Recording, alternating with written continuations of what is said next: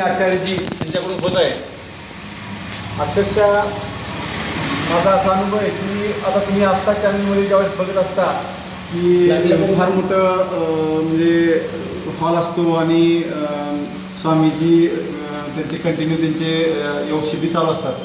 ते अक्षरशः इतकं मोठं मी तर पहिल्यांदाच म्हणजे पूर्ण भारतामध्ये मी पहिल्यांदाच बघितलं की एवढं मोठं हॉल असतो आणि त्या हॉलमध्ये अक्षरशः 15 ते 20 हजार लोक योग म्हणजे आपण जे म्हणतो ना इकडे टोटल जर काढलं असे 15 ते 20 हजार लोक ॲट ए टाईम म्हणजे योग साधना करू शकतात. एवढं मोठं खरं तर हे खरंच वाखाणण्याजोगं आहे. आणि मला वाटते अशाच काही लोकांमुळं ही आपली जी भारतीय संस्कृती आहे टिकून राहत आहे. आणि मी स्वामी पुण्यदेवजी महाराजांची ज्यावेळेस भेट घेतली त्यावेळेस त्यांचंसुद्धा एक नवीन उपक्रम म्हणजे चालू केला आता भारतीय शिक्षा बोर्डाचं जे काय आता आपण CBSE बोर्ड जसं बघतो आपण आता बरेचसे बोर्ड आहेत. ICSE बोर्ड असेल, CBSE बोर्ड असेल किंवा कॅम्ब्रिज विद्यापीठाचे काही बोर्ड आहेत. त्यामध्ये भारतीय शिक्षा बोर्डाचं जे काम आहे इतकं मोठं काम आहे. ॲक्च्युली ते आपण बघत असताना शालेय विद्यार्थ्यांना का शिकवलं जातं की कुठेतरी फ्रेंच रेव्होल्युशन असेल किंवा ते दुसरं काही मुघलांचं असेल किंवा निजामाचं असेल ह्याच गोष्टी शिकवल्या जातात. तसं छत्रपती शिवाजी महाराजांचा इतिहास असेल किंवा संभाजी महाराजांचा इतिहास असेल हा फार कमी सांगितला गेलेला आहे आपल्या अभ्यासक्रमामध्ये. पण आता ह्या भारतीय शिक्षा बोर्डामध्ये इतका म्हणजे आपला इतका मोठा इतिहास आहे खरं तर भारताचा. तर ते संस्कृती जपण्याचं जे काम आहे जे काही ऋषीमुनींनी जे काही काम केलेलं आहे जे काही आपल्याला पतंजली योग संतांनी जे काही आपल्याला विचार सांगितलेले आहेत ती विचाराचं बीजरोपण जे आहे आपल्या नवीन पिढीमध्ये येण्यासाठी जे काही भारतीय शिक्षा बोर्डाची तळमळ फार आहे.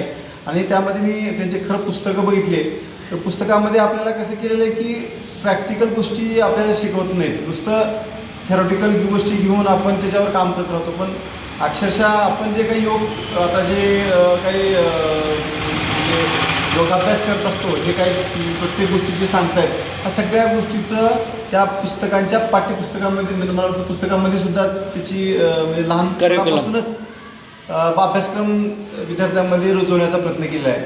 आणि आपण बऱ्याच वेळेस बघतो ना की आता जे काही आचार्यजींनी जे हे सांगितलं अनुलोम असेल किंवा प्रत्येक प्राणायामाचा एक त्याचं काहीतरी एक महत्त्व आहे आणि ते महत्त्व आपल्याला बऱ्याच वेळेस माहीत नसतं. पण ते महत्त्व जे आहे अभ्यासक्रमामधून आपल्याला शिकता यावं ह्याबद्दल मला फार चांगलं वाटलं खरं तर. आणि असं जर राहिलं तर मला वाटतं पुढच्या काळामध्ये हा भारत एकदम सदृढ असेल आणि सुसंस्कारित असेल. आणि म्हणजे अक्षरशः तर मी माझा एक अनुभव सांगतो. मी ज्यावेळेस उत्तराखंडामध्ये गेलो होतो माना जे गाव आहे भारताचं प्रथम गाव म्हणून संबोधलं जातं त्याला. तर त्या माना गावामध्ये आपल्या जे स्वर्गारोहिणी म्हणजे आपलं ज्यावेळेस 5 पांडव असतील 5 पांडव आणि द्रौपदी त्यांची स्वर्गारोहिणीची यात्रा ते म्हणजे शेवटची यात्रा ज्यावेळेस आपण कुरुक्षेत्रामध्ये आपण पूर्ण महाभारत बघितलेलं आहे. महाभारतामध्ये ज्यावेळेस प्रभू श्रीकृष्णांनी जे काही उपदेश दिला त्यांनी भगवद्गीता त्या रूपामध्ये आपल्याला म्हणजे पार्थ आपले जे हे आहेत अर्जुनाला जे काही सांगितलं त्यामुळे आपण बऱ्याचशा गोष्टी समजलेत. पण ज्यावेळेस खरंच ह्या म्हणजे कुरुक्षेत्रामध्ये जे काही भांडणं झालं होतं म्हणजे भांडणं म्हणण्यापेक्षा एक प्रकारचं युद्ध झालं होतं कौरवामध्ये आणि पांडवामध्ये. तर ते जे काही युद्ध झालं होतं युद्धाचं प्रायश्चित म्हणून जे काही 5 पांडवांनी द्रौपदींनी स्वर्गारोहणाची यात्रा सुरू केली होती त्या गावापासून. अक्षरशः जर तुम्ही तिथं मी गेल्यानंतर त्या सगळ्या गोष्टी जर बघितल्यानंतर खरं तर त्यावेळेस असं अंगाला असं शारे आल्यासारखं वाटतात की खरंच त्या गोष्टी घडलेल्या आहेत. आपण बरेच जण लोक म्हणतात की पौराणिक म्हणून आपण त्याला सोडून देतो की हे काही खरी नाही आहे म्हणजे महाभारत असेल रामायण असेल हे काही खरं नाही असं वाटतंय. पण तिथं ज्यावेळेस काही गोष्टी तिथं घडलेल्या बघितल्यानंतर असं खरं वाटतंय की ज्यावेळेस केदारनाथ मंदिर असेल किंवा बद्रीनाथ मंदिर असेल किंवा जे काही यमुनोत्री हे सगळे धाम आहेत ह्या धामाला ते ज्यावेळेस आपण भेट देतो त्यावेळेस आपल्याला खरं कळतं की त्यामध्ये त्या काळामध्ये सगळ्या गोष्टी घडलेल्या आहेत. आणि एक मला वाटतं पुढं एक हे जसं ज्याप्रमाणे मानस सरोवर आहे तसं तिथे एक सरोवर आहे सुद्धा आहे. त्या सरोवरावरून स्वर्गाचे 3 शिड्या सुद्धा दिसतात असं म्हणतात. पण बरेचसे लोक गेले ते सुद्धा शिळ्यासुद्धा दिसतात त्यांना अशा. तिथं जाणं फार फार अवघड आहे आणि तिथं स्वर्गापर्यंत जाणारा फक्त एकच पांडव आहे जो की युधिष्ठिर आहे. युधिष्ठिरानेच फक्त स्वर्गापर्यंत स्वर्गामध्ये गेलेला आहे. बाकी हे सगळे पाची पांडवापैकी हे मध्ये मध्ये त्यांनी स्वतःचा श्वास सोडलेला आहे. म्हणजे ह्या सगळ्या गोष्टी आपण मी ह्यासाठी सांगतोय की आपण हे जे काही म्हणजे संतांनी जे काही सांगितलेलं आहे ते आपण खरं तर आचरणात आणून जर आपण आपल्या जर आयुष्याचं जर मार्गक्रमण करत राहिलो तर आपलं खरंच आयुष्य एकदम सुखकर राहील.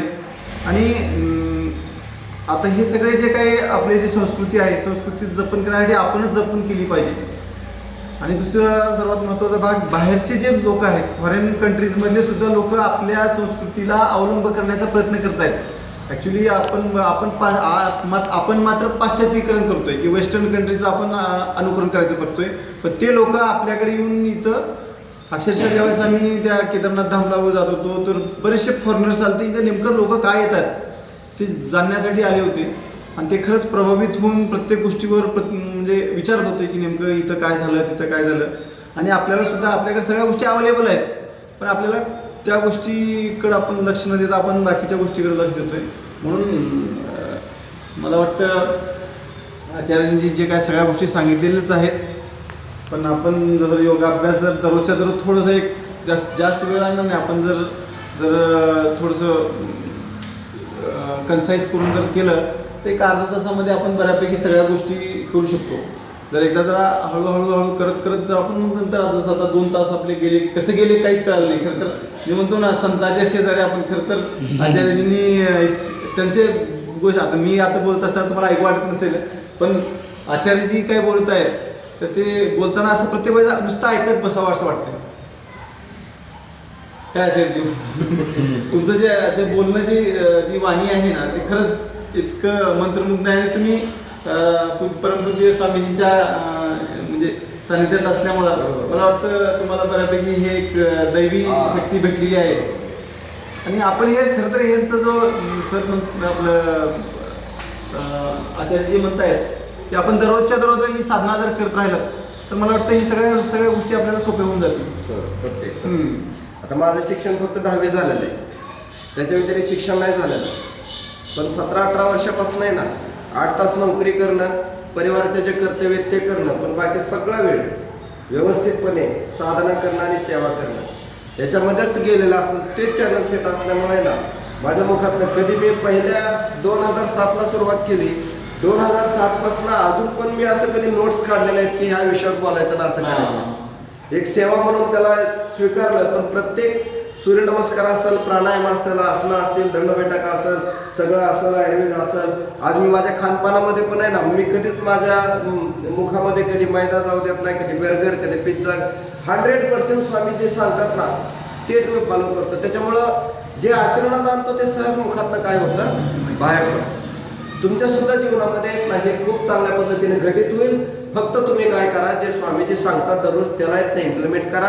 इथं आहेत ना दररोज अर्धा-पाऊण तास छान पद्धतीने योग हळूहळू चांगला सुरू करा. आम्ही सर आहेत ना आम्ही तुमच्या सोबत आहोत. अधूनमधून तुमचं सगळं आपण काय करू तुम्हाला रिफ्रेश करत राहू. आणि जर योगाला तर एक सहयोगी प्रशिक्षण शिबिर ज्या विद्यार्थ्यांना समजा अतिशय आर्थिक त्यांची हे नाही आहे त्याचं जे थोडंफार नॉमिनल ते हे असतं त्याचं 1100 रुपयाची जी दान राशी असते ते भरण्यासाठी नाही तर ते आम्ही बाहेर सामर्थ्यशाली व्यक्ती आहेत त्यांच्याकडनं तुम्हाला काय करू त्याचं हे करू. परंतु 1100 रुपये हे तुमचे आहेत ना त्या ह्याच्यासाठीचं काय आहे डायरेक्ट स्वामीजींना ते दान काय होतं शुल्क होतं. परंतु ते 25 दिवसाचं 100 तासाचं काय आहे ते प्रशिक्षण शिबिर आहे. तेही तुम्ही काय करा ते या ठिकाणी आम्ही अरेंज करून त्याच्यामध्ये तुम्ही सहभागी व्हा. दररोज सकाळी 2 तास आणि संध्याकाळी ऑनलाईन 1 तास अशा पद्धतीनं ते प्रशिक्षण असतं. त्याचं सर्टिफिकेट तुम्हाला व्यवस्थितपणे मिळेल. आणि सर्टिफिकेट मिळाल्यानंतर 25 दिवसाचा तो कोर्स केल्यानंतर आणखी आपलं नॉलेज अपडेट होईल. पुढच्या जीवनामध्ये तुम्हाला ते सर्टिफिकेट खूप चांगलं काय होईल चांगलं ह्याच्यासाठी तुम्हाला ते उपयोगात येईल चांगलं. आणि नॉलेज तर तुम्हाला उपयोगातच येईल पण सर्टिफिकेट पण तुम्हाला उपयोगात येईल. आयुष मंत्रालयाचे काही कोर्सेस आहेत तेही कोर्स करण्यासाठी तुम्हाला त्या सर्टिफिकेटचा आणि त्या 25 दिवसाच्या कार्यशाळेचा चांगला काय होईल उपयोग होईल. हेही तुम्हाला काय आहे विनंती आहे. हे एक प्रकारचं मला वाटतं रील, जसं रील बघतो आपण, पहिली रील बघितली, हे जसं पहिली रील बघितलेली आपण, आता दुसरी रील बघावं, दुसरी रील बघावं, आपण जर बघत राहिला कंटिन्यू, बरोबर, तर मला वाटतं आपलं आयुष्य इतकं छान होईल. बरोबर की नक्कीच. मी ज्यावेळेस मला सुरुवातीला तर मी खरं तर गेल्या 2 वर्षापासून योगा करतोय. मी जस्ट सुरुवातीला आपण म्हणजे थोडंसं सुरुवात आपली कशी असते की एकदा आता जसं आज हे केले ते आता आज दिवसभर पूर्णपणे गाडून ते, पण जर समजा ते जर आपलं कंटिन्युटी राहण्यासाठी जर उद्यापासून आणखी चालू केले तर नक्कीच त्यांच्या ह्याच्यामध्ये एक वेगळाच मला वाटतं जे आपले राग असेल, मत्सर असेल, द्वेष असेल, ह्या सगळ्या गोष्टी आपण म्हणजे कमी करू शकतो. सरांचं एक आता कसं सरांनी जर सांगितलं, आता बघा स्वामीजीने 5-6 वर्षापूर्वी आम्हाला सांगितलं होतं एक शिबिर घेऊन, तुम्ही दररोज दंडबैठकांचा अभ्यास चालू करा. स्वामीजी स्वतः दररोज 150-200 दंड दररोज मारतात. स्वामीजी 15 मिनिटाची रनिंग करतात, 100-150 बैठकही स्वतः मारतात स्वामी. आज सुद्धा गेली 30 वर्षापासून ते अखंड प्रचंड पुरुषार्थ करतात. स्वामीजी सांगितल्यामुळे आम्ही सुरुवात केली, 15-20 जोरपासून सुरुवात केली. आजच्या तारखेला अहंकार म्हणून सांगत नाही, आजच्या तारखेला हात खाली टेकवल्यानंतर आहे ना 250 जोर माझे स्वतःचे होत असतात. एकदा सुरुवात केली तर साधारणतः एक 75-100 बैठक आहे नॉनस्टॉप होतात. हे नॉनस्टॉप करण्याचं सामर्थ्य जे आहे ना ते आपल्या दररोजच्या साधनेने येतं. आणि नंतर असा आत्मविश्वास वाढतो ना की असं वाटतं भगवंतानी माझ्या माध्यमातूनच भगवंत कार्य करणार आहे आणि सगळी शक्ती भगवंतानी कुणाला दिलेले, मलाच दिले. असं शक्तीचा अनुभव तुम्ही आहेत ना दररोज थोडंसं केलं ना तर निश्चितपणे तुमच्या जीवनामधली निराशा, तुमची सगळी शारीरिक, मानसिक, बौद्धिक दुर्बलता दूर होईल आणि तुम्ही साक्षात आई जगदंबा माता पार्वतीचं काय व्हाल, प्रतिरूप व्हाल, स्वरूप व्हाल. आणि असंच अपेक्षा परिवाराला आहे, भारत मातेला आहे, आपल्या या नर्सिंग कॉलेजला आहे, या संपूर्ण तालुक्याला सुद्धा अशीच अपेक्षा आहे. ठीक आहे. या प्रसंगी तुम्ही एवढा वेळ काढून आमच्यासाठी एवढा खरं तर इतक्या तुमचा यांचा शेड्यूल इतकं पॅक असून पूर्णपणे राज्य प्रभारी असल्यामुळं ते आले, त्याबद्दल मी तुमचे आमच्या